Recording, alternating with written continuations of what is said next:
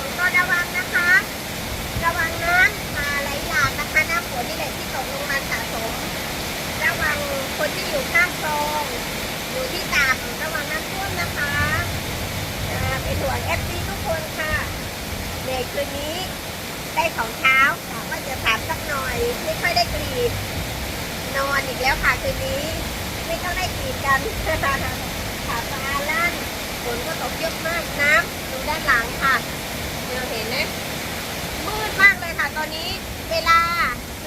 บ่ายสามนะคะบ่ายสามแต่มืดเหมือนตอน5-6 โมงเลยค่ะใกล้ค่ำเลยค่ะแล้วก็น่ากลัวมากเลยค่ะ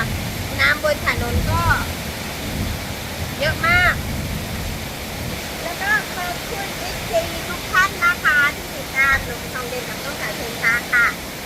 ที่ไหนฝนตกก็บอกกล่าวกันมาบ้างนะคะขอให้ทุกคนปลอดภัยค่ะและติดตามเพจหนุ่มทองเด่นตลอดไปนะคะบ๊ายบาย